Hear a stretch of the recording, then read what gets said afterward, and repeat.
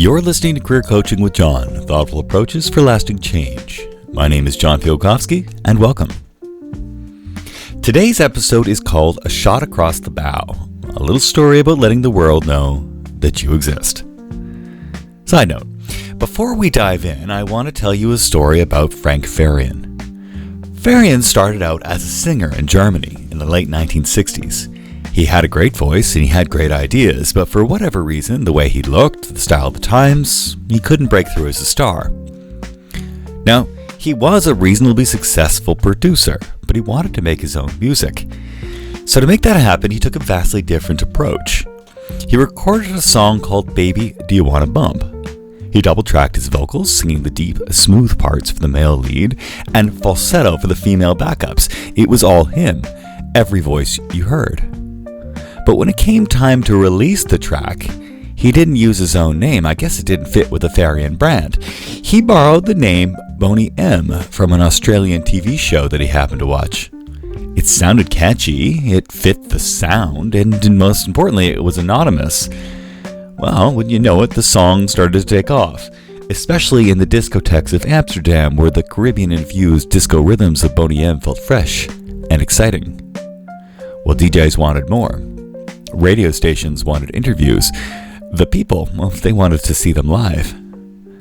And suddenly, Frank Farian had a very unlikely problem. Yeah, he was Boney but he couldn't exactly show up and admit that it was all a fake, could he? So he improvised. He hired dancers, models, and performers, and he built Boney into something real that could live on stage, even if it wasn't exactly authentic. Well, it worked beautifully. Frank then took his formula and fronted other bands in Europe in the late 70s and 80s, and as the 1980s closed, he heard a song in the radio and thought, I could make this song a hit in America. So, he did it again, but this time, bigger, riskier, and flashier. He hired two very sexy male dancers and had them front a project built on the voices of other singers. He called that group Milli Vanilli. Well, the public embraced it. They loved it, until they didn't. After a disastrous performance, when the truth came out, the backlash was brutal. But here's the thing. Frank Farian isn't the villain of our story. He is what happens when talent isn't listened to, when that talent changes their game. When people aren't nurtured, when voices are overlooked, when potential is ignored, people find their own way. And that brings us to today's real story. A story about a young woman working in a company that can't or won't recognize what she's capable of. So before we get into it, I want to leave you with the opening line of a Milli Vanilli song. And boys, if you want to impress a woman, this is how you do it. Girl, I've been thinking about a lot of things, and girl, you really mean a lot to me. I really mean that much to you? Girl, you know it's true. Well, in today's episode, the girl isn't a pop star, she's an employee. A talented, motivated professional who has been asking her workplace in her own way, if I really mean that much to you, then prove it. Well, you're listening to Career Coaching with John. This is episode 6, The Shot Across the Bow. I'm John, of course. Stay tuned.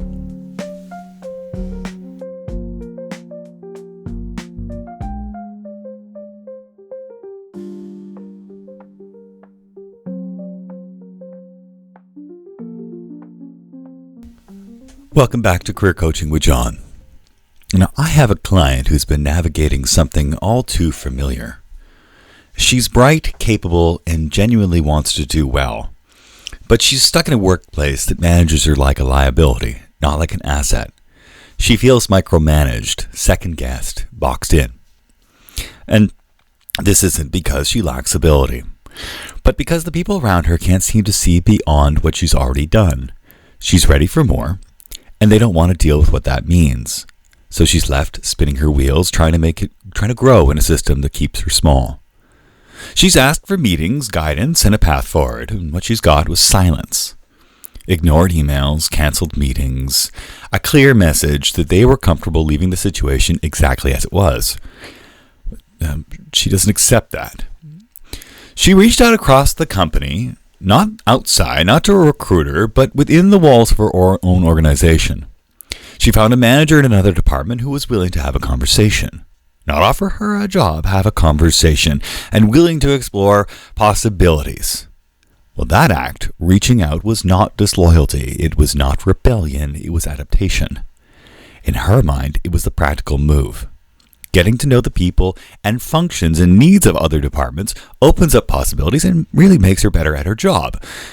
Well, that manager she spoke to did the professional thing. He let her supervisor know. And her supervisor reacted in a way that a lot of people in power react when they realize they've been asleep at the wheel.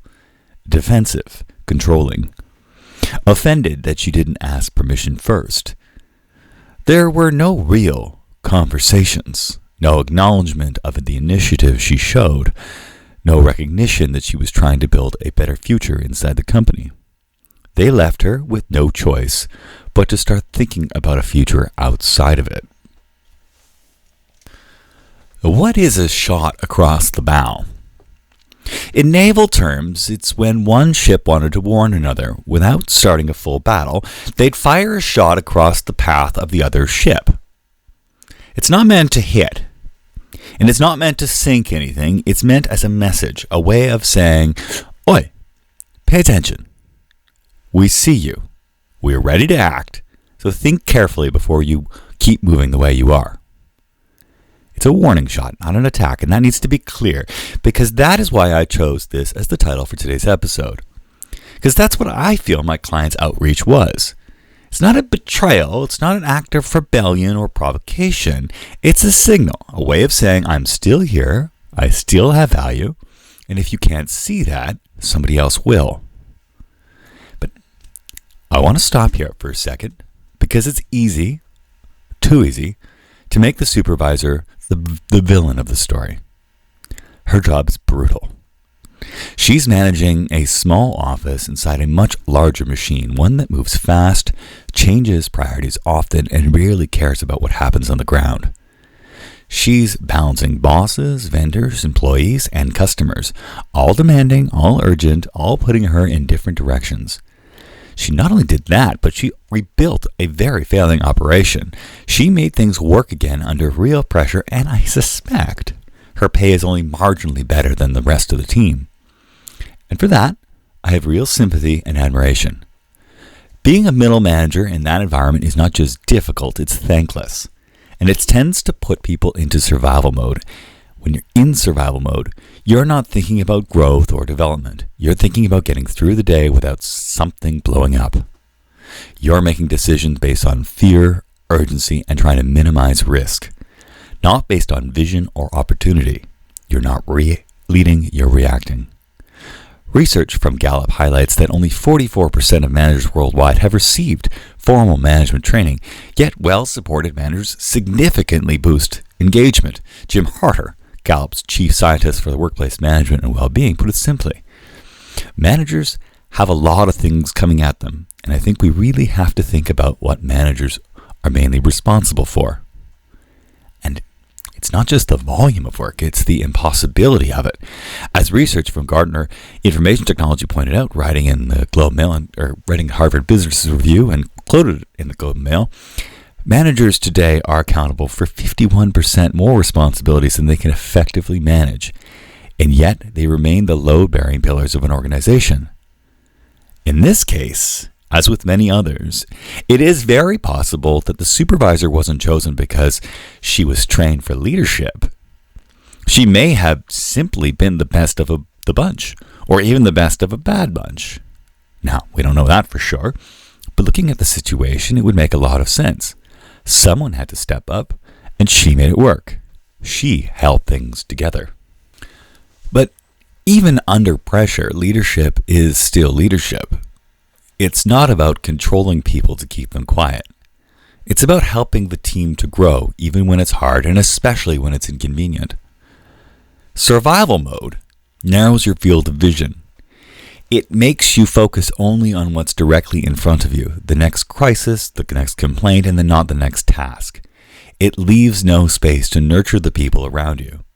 That same article in the Globe and Mail focused on 10 leadership derailers. 1. Avoidance. Check. 2. Burnout. Check. 3, bottleneck. The I have to make all the decisions. Check. 4, delegation. C3. 5, feedback. Yep. 6, insecurity. You betcha. 7, perfectionism. Probably. 8, procrastination. Well, we are still waiting on that reply. 9, short game. The failure to invest in the future. Workaholism. Well, perhaps someone should give her my number. So when one of her employees networked without her knowledge, it probably felt more like one more thing she couldn't control. But this was the moment she missed. This was a moment that she could have earned loyalty by showing loyalty herself. Instead of seeing the outrage as a threat to stability, she could have seen it for what it was, a sign that my client still cared, still wanted to grow. And if she supported that effort, and if she encouraged it, she could have made my client feel respected. And in return, she would have earned real respect. And they together could start tackling that list of derailers. And she would have herself a new lieutenant. Leadership isn't about locking people in. It's about building a bigger room so people want to stay inside. And that was what she missed. Here's what I want to say, not just as a coach, but someone who's been there. When you take a moment of initiative and it's punished, it doesn't just sting, it makes you shrink. My client didn't just feel corrected, she felt small, she felt exposed. She was worried about repercussions. And she started to second guess whether or not she could trust her own instincts. Well, that's kind of the part that no one talks about. When a manager responds with control instead of curiosity, it pushes the employee into doubt of whether or not they're safe, whether or not they're welcome, whether or not they belong at all. This isn't just an anecdotal thing. This is research published in the Open Psychology Journal that shows that psychological safety, the belief that you won't be punished or humiliated for speaking up, is critical for team learning and performance. When that safety is missing, employees disengage, withdraw, and second-guess their value. A curious manager creates space for contribution. A controlling one closes it off. Well, in this case, my client already felt micromanaged. She already sensed the environment wasn't quite friendly towards her. And this moment, it sealed it. The silence, the cold response, the absence of a conversation, it confirmed everything that she feared. That she wasn't seen as ambitious, she was seen as disloyal. That she wasn't valued, that she was being watched. And when people feel ignored, and they aren't just made to feel invisible, they're put into a place of weakness. And if that sense of weakness goes on too long, it turns into disengagement, or worse, quiet compliance, numbness, and then exit. But she didn't disappear. She came to coaching to figure out how to keep her power and use it. As a coach, I also have to be honest here. We do have to leave room for what we might not know. I don't exactly know what the supervisor intended with her reaction. My client probably doesn't either. Maybe the supervisor was trying to protect her team. Maybe she was adhering to company policy, and the way she communicated that was clumsy. It's important to hold space for that possibility, because not every misstep is malicious. Sometimes people react badly not because they're bad, but because they're exhausted, afraid, or overwhelmed. And if you don't leave space for that complexity, you lose your ability to learn from it. So people, I cannot stress this enough. Before you scream, "My workplace is toxic," take a deep breath and ask, what are they trying to tell me? What am I learning from this moment? Where can I find power and opportunity from it? This is Career Coaching with John. Let's take a break.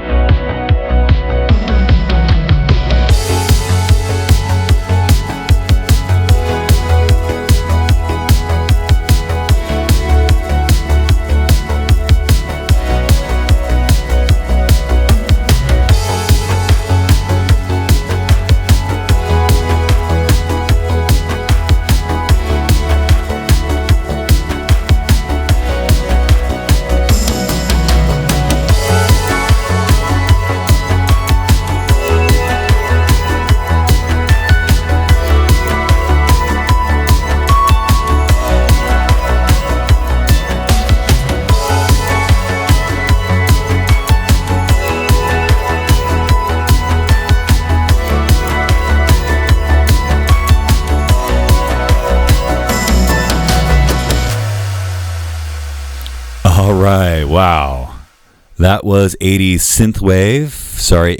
retro synthwave by Bo Delisons. Bo, thanks dude. That was pretty rad. Welcome back to Career Coaching with John. I'm John. And let's pick up where we left off. This is the part of the story where we start making decisions. My client didn't collapse. She didn't rage, and she didn't burn bridges or quit. She decided that she would find her power exactly where she was. And she would do that by focusing on what mattered to her, learning, connecting, and working in an environment where she felt trusted and not micromanaged. And if that environment wasn't given to her, she would build it around herself step by step. She would keep making connections. She would keep expanding her knowledge of the company. And she would keep deepening her understanding of how the business worked, because no matter where her future leads, that knowledge is hers to keep. She would also honor her supervisor's request to stay informed, but on her terms. Permission is not required. Professional communication is. She would copy her supervisor in relevant emails. She would keep her updates simple, factual, and respectful. But she would not ask permission to grow, to learn, or to build her career. And most importantly, she would stay ready. As if she's confronted again, and chances are she will be. She would respond calmly, confidently, without anger or apology, because the goal here isn't to escape a bad environment. The goal is to grow strong enough that you carry your power with you, wherever you go. Well, in the end, the shot across the bow wasn't just aimed at her company. It was aimed at herself too. It's a declaration. I have value. I have options. I have a future that doesn't depend on being seen by the people who choose not to look. Our man Frank knew that. When no one wanted to hear it from him directly, when his image or his presence didn't fit the industry expectation, he didn't give up. He changed the rules. He pivoted. He found a way to bring his work to life by shifting the frame, not by abandoning the vision. He redefined the playing field to make room for the talent that couldn't be ignored. And you know what? The world got lucky. We got the gift of his music. In her own way, that's what my client did too. These things are rarely perfect and they're rarely clean, but they are real enough to spark something bigger. Sometimes when the people around you don't recognize what you can bring, you don't have to fight for their approval. You can build something anyway. You can build yourself, and you can let the world catch up with you. So if you ever find yourself standing there ignored, sidelined, and underestimated, remember the opening words of that Milli Vanilli song. Girl, you know it's true. You don't have to beg anyone to prove your worth to you. You do it for yourself. You do it by moving, by growing, and you do it by standing up, whether or not they ever figure out what they missed. Well, thanks for listening to Career Coaching with John. This was episode 6, A Shot Across the Bow. We're going to let Ukraine's own Bo Delisons play us out with some chill beats. I'm learning so much about the royalty-free music world. Way to follow your passions. Keep up the good work, guys. If you found something useful in today's episode, or if you're facing your own shot across the bow moment, by all means, come share with us. Appreciate comments. Come visit me at johnfieldkofsky.com. Whenever you want. I help people navigate these crossroads with strength, strategy, a little heart. And if you know someone who needs to hear this message, please share it with them. And of course, subscribe to the show. Some closing thoughts. Remember to work for yourself. You stay thoughtful and strong. We don't need to yell and scream to make a difference. Sometimes just the little things make a big difference and give us a lot of power. Until next time, This was Career Coaching with John. I'm John Pilkowski. Thanks for listening.